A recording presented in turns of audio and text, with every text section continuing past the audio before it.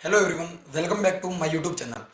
आज के इस वीडियो में अपन योद्धा सीरीज के पीरियोडिक टेबल के जो मोस्ट इंपॉर्टेंट असर्शन रीजन और स्टेटमेंट बेस्ड जो क्वेश्चन है उनको प्रैक्टिस करेंगे। सबसे पहली बात तो ये है कि ये हिंदी और इंग्लिश दोनों ही मीडियम में होंगे क्वेश्चन, और दोनों ही मीडियम में मैं अपना सॉल्यूशन देने की पूरी ट्राई करूंगा। योद्धा सीरीज वो सीरीज है जिसके अंदर आपको फिजिक्स, केमिस्ट्री, बायो के चैप्टर्स के असर्शन रीजन और स्टेटमेंट बेस्ड क्वेश्चन प्रैक्टिस कराए जाएंगे। मैं एक एक करके जितने भी हो सके उन चैप्टर्स को इस सीरीज के अंदर लाने की कोशिश करूंगा। स्टार्टिंग आज हम पीरियोडिक टेबल से कर रहे हैं, और इसमें क्वेश्चंस करने का क्या तरीका रहेगा वो मैं आपको बता देता हूं। क्वेश्चन जैसे ही आपकी स्क्रीन पे आए, आपको वीडियो को रोककर एक बार उन क्वेश्चंस को पढ़कर, जिसमें भी आप हिंदी इंग्लिश दोनों में से किसी में भी कंफर्टेबल हो, पढ़कर अपने आंसर को एक नोटबुक में लिखे। हम 15 से 20 क्वेश्चंस को प्रैक्टिस करेंगे।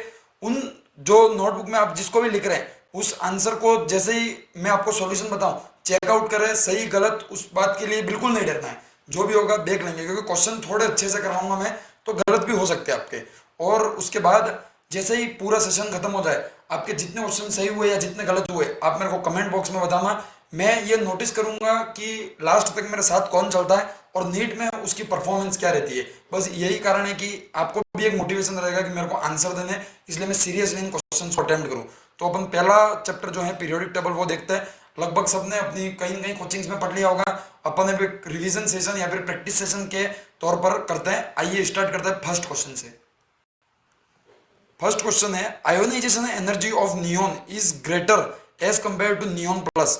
नियोन प्लस की तुलना में नियोन की आयनन ऊर्जा अधिक है। रीजन है neon has P6 full field electronic configuration but neon plus has P4 configuration outer most subshell. कारण दे रखा है कि नियोन अपने बाह्यतम कोश में P6 और नियोन प्लस अपने बाह्यतम कोश में P4 इलेक्ट्रॉनिक विन्यास रखता है। आइए एक बार सबसे पहले कॉन्सेप्ट को समझते हैं, तब तक आप अपना आंसर लिख लीजिए।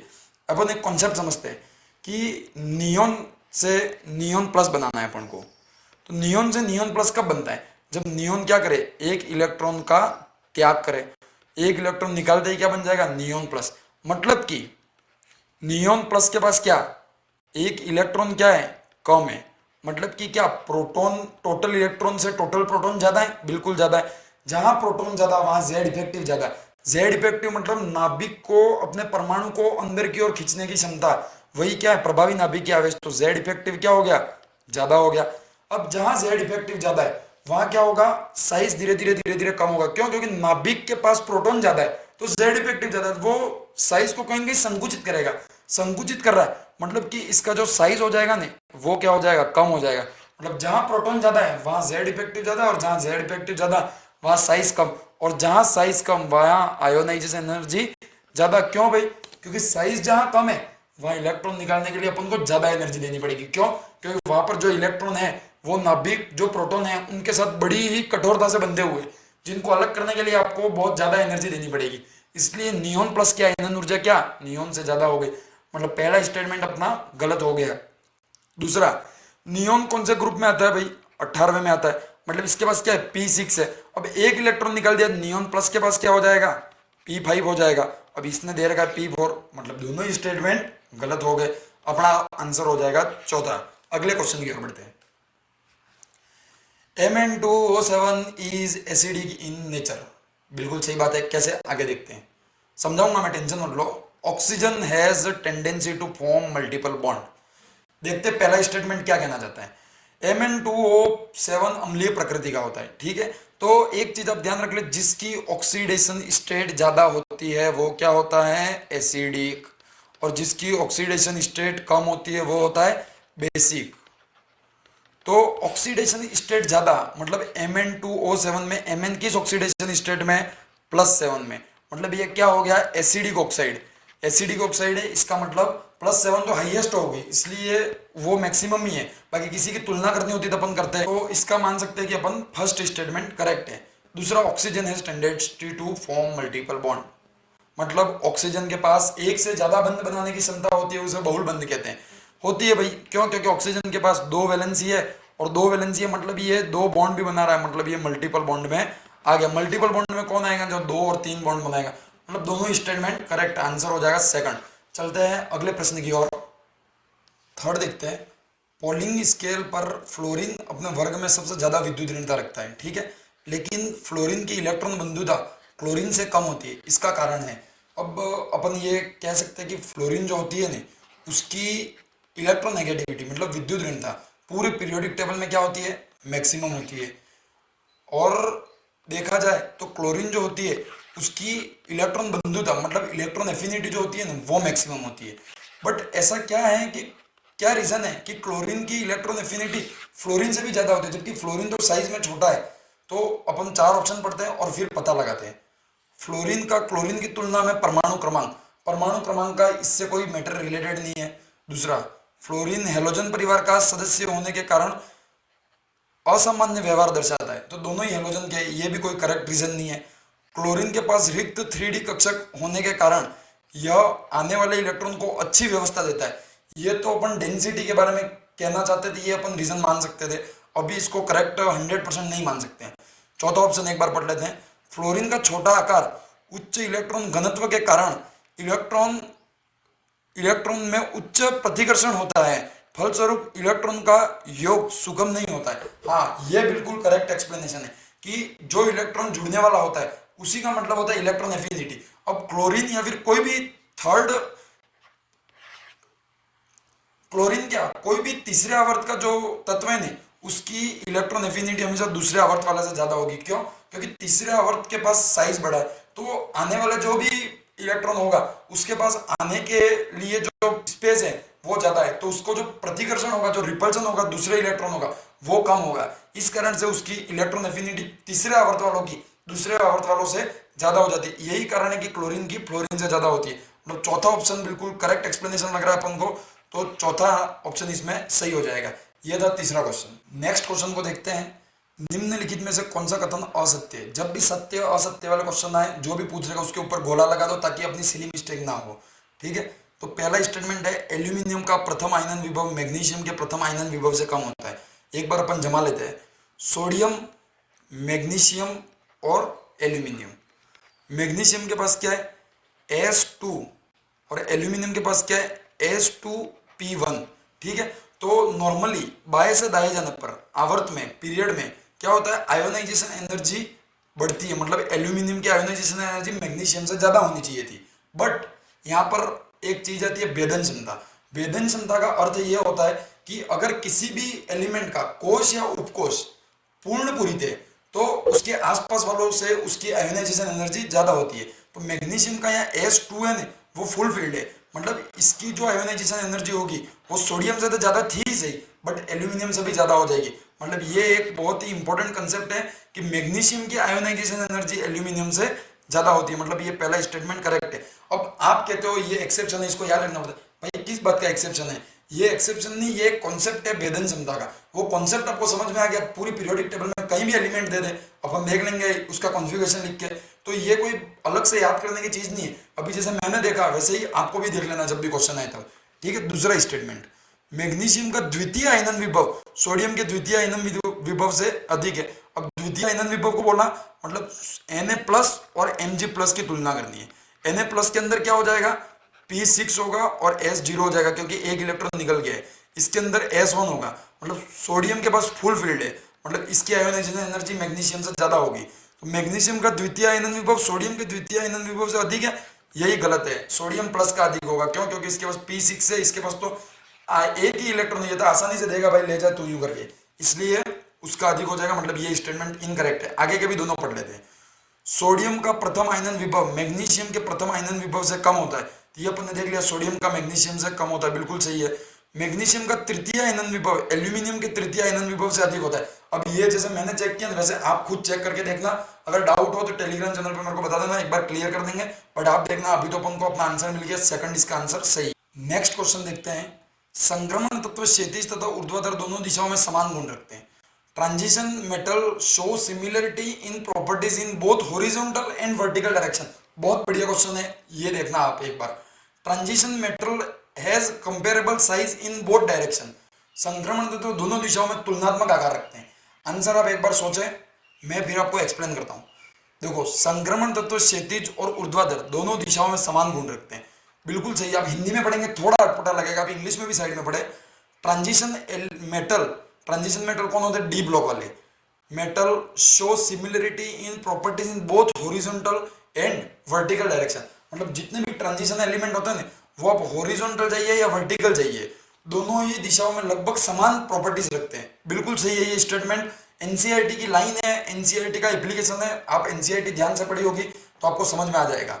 संक्रमण तत्व दोनों दिशाओं में तुलनात्मक आकार रखते हैं, ये भी बिल्कुल सही है। तुलनात्मक आकार मतलब कंपेरेबल साइज, मतलब लगभग सेम साइज रहती है। जैसे कि आपने वो पढ़ा होगा लिथियम, उसके बाद जो उसके आगे वर्टिकल में रहते हैं उनका लगभग सेम साइज रहता है। थोड़ी देर तक तो कम होता है, फिर सेम हो जाता है और फिर बढ़ता है। जैसे कि स्कैंडियम से अपन जिंक की ओर जाता है ना, जब तब थोड़ी देर तक तो साइज कम होता है। निकल, कॉपर, उन सब के आसपास लगभग बराबर हो जाता है और लास्ट में फिर जिंक के आसपास वापस साइज बढ़ जाता है। तो ये आपने देखा होगा। और दूसरी चीज ये कि वो हाफनियम वाला जो है, जिरकोनियम वाला जो है, उनमें आपने देखा होगा वो दोनों ऊपर नीचे, बट फिर भी इनका साइज सेम है। यही ये लाइन कहना चाह रही है। आप इंग्लिश में पढ़ेंगे तो आपको आसानी से समझ में आएगा। थोड़ा सा क्वेश्चन टेढ़ा है, बट एनसीईआरटी का एप्लीकेशन है इसलिए इंपॉर्टेंट मान सकते हैं इस क्वेश्चन को। दोनों स्टेटमेंट करेक्ट है, आंसर हो जाएगा 1। नेक्स्ट क्वेश्चन को देखते हैं। एक वर्ग में ऊपर से नीचे की ओर जाने पर परमाणु त्रिज्या में वृद्धि होती है। बिल्कुल सही है। अपन किसी भी वर्ग में या फिर किसी भी ग्रुप में ऊपर से नीचे जैसे ही जाते हैं, साइज क्या होती है? बढ़ती है और आयोनाइजेशन एनर्जी कम होती है। ठीक है। दूसरा जो कारण है वो है वर्ग में नीचे की ओर जाने पर विद्युत ऋणता बढ़ती है। तो जो आयोनाइजेशन एनर्जी होती है वो भी कम होती है और विद्युत ऋणता भी जो होती है ना, वो हमेशा कम ही होती है। क्यों? क्योंकि साइज बढ़ रहा है तो इलेक्ट्रोनेगेटिविटी कम होगी। मतलब पहला तो सही है और दूसरा गलत है, मतलब आंसर हो जाएगा सेकंड। इंग्लिश वाले इंग्लिश में देखते रहे, साथ साथ मैं दोनों ही चीजों में बताने की कोशिश कर रहा हूं। नेक्स्ट क्वेश्चन देखें। सत्य कथन का चुनाव कीजिए। सत्य मतलब फिर से क्या पूछेगा? करेक्ट। करेक्ट के ऊपर गोला मार दो। वंडरवॉल त्रिज्या धात्विक त्रिज्या से अधिक होती है क्योंकि वंडरवॉल बल धात्विक बल से कमजोर होते हैं। बिल्कुल सही है। 3 फोर्स होते हैं अपने पास, वंडरवॉल फोर्स, उसके बाद सहसंयोजक बंध और धात्विक बंध। तो इनके जो साइज का क्रम होता है उसमें वंडरवॉल जो होती है वो सबसे ज्यादा होती है। क्यों? क्योंकि ये लगभग अणुओं के बीच में पाई जाती है। इनके बीच में ओवरलैपिंग बिल्कुल होती ही नहीं है। सहसंयोजक के बीच में कुछ ओवरलैपिंग होती है और मेटेलिक बॉन्ड जब बनते हैं तब मैक्सिमम ओवरलैपिंग होती है। मतलब मेटेलिक जो होते हैं ना, उनकी साइज बिल्कुल कम होती है और वंडरवॉल की साइज बिल्कुल ज्यादा होती है। इसी कारण वंडरवॉल क्या होता है? कमजोर होते हैं। तो पहला स्टेटमेंट 100% सही और करेक्ट ही पूछा था, पहला ही सही है, पर आगे के भी पढ़ लेते अपन। वंडरवॉल त्रिज्या धात्विक त्रिज्या से अधिक होती है, ये तो गलत हो गया। वंडरवॉल त्रिज्या धात्विक त्रिज्या से कम होती है क्योंकि धात्विक बंध वंडरवॉल बंध से अधिक मजबूत होते हैं। ये उल्टा लिख दिया, ये गलत है। वंडरवॉल त्रिज्या धात्विक त्रिज्या से कम होती है, ये भी गलत हो गया। मतलब देख सकते हैं आप, पहला स्टेटमेंट ही करेक्ट है। आप इंग्लिश में देख लें। Van der Waals radius is larger than metallic radius because van der Waals bond weaker then metallic bond. जो वीक होगा उसी की तो साइज लार्ज होगी। मतलब दो स्टेटमेंट तो यूं ही कट गए। और दूसरा आपको ये दिमाग लगाना था कि मेटेलिक ज्यादा होंगे या वंडरवॉल ज्यादा होंगे। नेक्स्ट क्वेश्चन है, निम्न नीचे दिए गए कथनों को शामिल करें एवं बताएं। अगर किसी को स्क्रीन पर सही से नहीं दिख रहा है तो ये जो भी पीडीएफ है वो मैं टेलीग्राम चैनल पर डाल दूंगा। टेलीग्राम चैनल का लिंक नीचे डिस्क्रिप्शन में दे रखा है, वहां से भी देख सकते हैं आप। आवर्त सारणी में जब हम बाएं से दाएं जाते हैं तो परमाणु त्रिज्या लगातार घटती है। बाएं से दाएं जाने पर परमाणु त्रिज्या लगातार घटती है, बिल्कुल सही है। जब हम वर्ग में ऊपर से नीचे जाते हैं तो परमाणु त्रिज्या बढ़ती है, यह भी 100% करेक्ट है। हालांकि तत्वों को परमाणु संख्या पर आधारित व्यवस्थित किया जाता है एवं ऊर्ध्वाधर परिवार में तत्व समान रासायनिक गुण प्रदर्शित करते हैं, यह भी 100% करेक्ट है। जो भी ग्रुप होते हैं उसमें जो भी तत्व रहते हैं वो लगभग समान गुण प्रदर्शित करते हैं। कारण क्या है? क्योंकि इनके बाह्यतम कोश का इलेक्ट्रॉनिक विन्यास समान होता है, ना कि सभी कोशों का, केवल बाह्यतम कोशों का। तो तीनों स्टेटमेंट करेक्ट है, आंसर हो जाएगा चौथा। अगले क्वेश्चन की ओर बढ़ते हैं। क्वेश्चन है O2 माइनस तथा Mg+2 की आयनिक त्रिज्या समान होती है। O2 माइनस और Mg+2 की, अब देखते हैं आयनिक त्रिज्या समान होती है या अलग अलग होती है। O2 माइनस मतलब इसने कहीं ना कहीं नियोन का इलेक्ट्रॉनिक कॉन्फ़िगरेशन ले लिया है और Mg+2 इसने भी क्या लिया है? नियोन का इलेक्ट्रॉनिक कॉन्फ़िगरेशन ले लिया है। बट इसका मतलब यह है कि दोनों ही नियोन का कॉन्फ़िगरेशन ले लिया है तो उनके साइज सेम हो जाएंगे, ऐसा बिल्कुल नहीं है। दोनों की त्रिज्या कभी सेम नहीं हो सकती। ऑक्सीजन के ऊपर तो -2 है और मैग्नीशियम के ऊपर +2 है। प्लस मतलब तो साइज कम हो रहा है और प्लस ऑक्सीजन के ऊपर +2 तो बहुत बड़ा साइज हो गया। सॉरी, ऑक्सीजन के ऊपर -2 मतलब तो बहुत बड़ा साइज हो गया। ये तो मतलब मैग्नीशियम के इसके आसपास भी नहीं है कहीं। मतलब ये स्टेटमेंट बिल्कुल गलत है। कॉन्फ़िगरेशन एक होने का मतलब कभी ये नहीं होता कि साइज सेम हो जाती है। यही एम है इस क्वेश्चन को यहाँ देने का।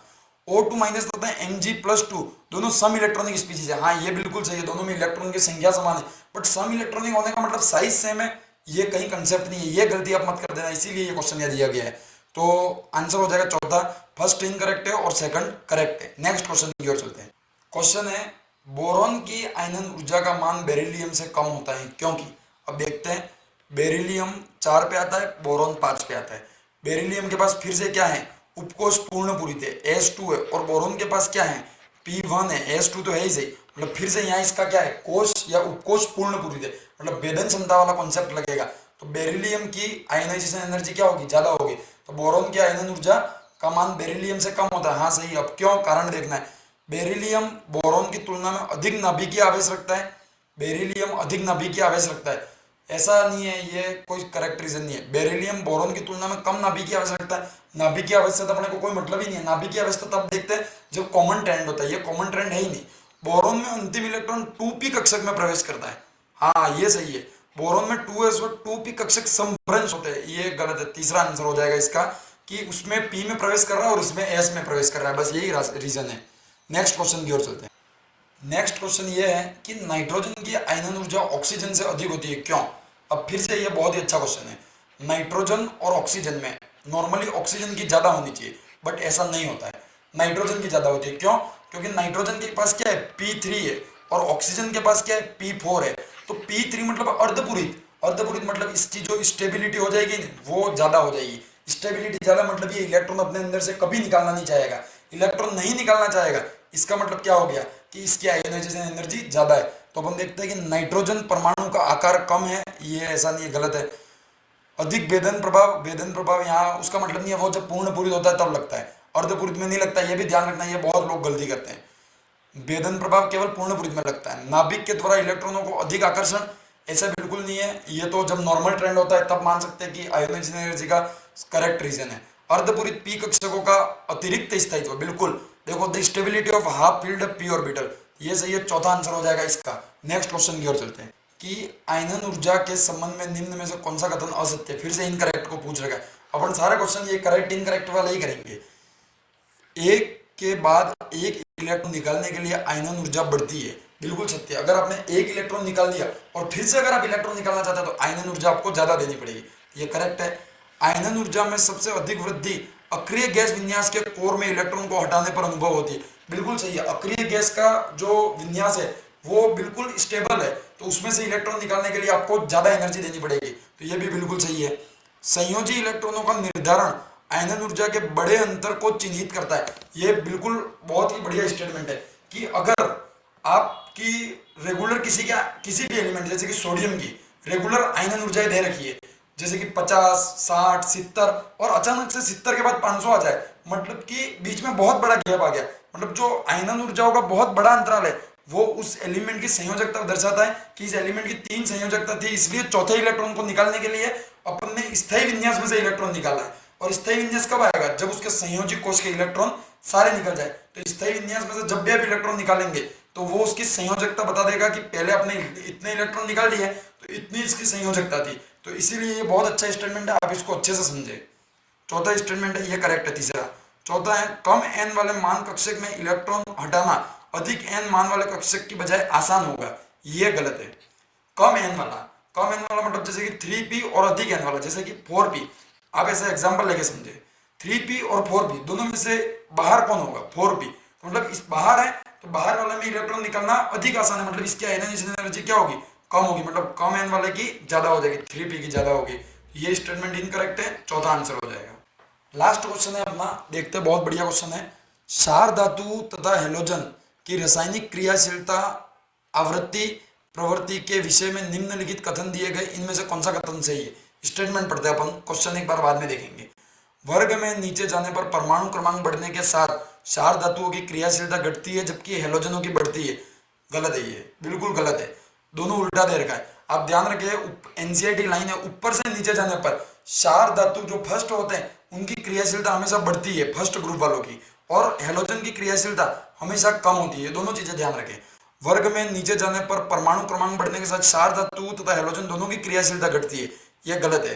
दोनों की बढ़ती है, यह भी गलत है। वर्ग में नीचे जाने पर परमाणु क्रमांक बढ़ने के साथ क्षार धातुओं की क्रियाशीलता बढ़ती है तथा हैलोजन की घटती है। ये बिल्कुल सही है, चौथा आंसर हो जाएगा। आप ये चीज ध्यान रखिए, जो भी क्षार धातु उनकी तो बढ़ती है और जो हैलोजन है उनकी घटती है। तो अपन ने आज के सेशन में 15 क्वेश्चन किए और सभी टॉपिक्स को कवर करने का ट्राई किया। अब ऐसा नहीं है पूरा चैप्टर ही पढ़ लिया हो, बट जिसने भी पीरियोडिक टेबल पढ़ रखा हो उसका अच्छा रिवीजन इस सेशन से हो गया होगा। आगे भी हम सारे चैप्टर्स के एक एक करके सेशन लाएंगे। चैनल को सब्सक्राइब कर देना, आपके पास जो वो सेशन की जो नोटिफिकेशन है वो ताकि आपको मिल जाएगी, तो आप देख लेंगे। और यार इतनी मेहनत करते रहे, एक लाइक कर दे वीडियो को ताकि हमको भी मोटिवेशन मिले कि आगे अच्छे अच्छे वीडियो बनाए। तो आज की जो सभा है वो यही खत्म करते हैं, अगले वीडियो में अपन मिलेंगे किसी और चैप्टर के साथ। Thank you very much and all the very best for your upcoming exam.